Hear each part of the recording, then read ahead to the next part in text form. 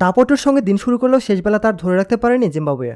তাইজুল ইসলামের ঘূর্ণিতে 9 উইকেটে 227 রান নিয়ে দিন শেষ করেছে সফরকারীরা। 60 রান খরচায় 5 উইকেট শিকার করেছেন এই বাঁহাতি স্পিনার।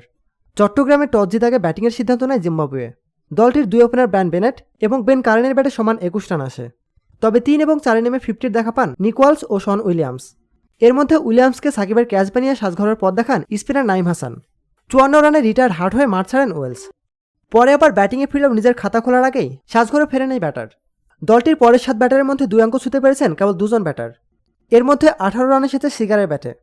মূলত শেষ সেশনে দিনের গতিপথ বদলে গেছে।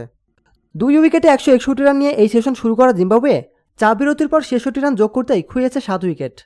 জিম্বাবুয়ের এমন ধসের কারণ তাইজুলের বিধ্বংসী বোলিং। এদিন 27 ওভার বল করে স্রেফ 60 রান খরচায় 5 উইকেট ঝুলিতে নিয়েছেন এই বোলার। 2 উইকেট পেয়েছেন আরেক স্পিনার নাইম হাসান। প্রতিনিয়ত খেলাধুলার আপডেট জানতে খেলাযোগ টিভির সাথেই থাকুন। এতক্ষণ আমাদের সাথে থাকার জন্য আপনাকে জানাচ্ছি বিশেষ ধন্যবাদ।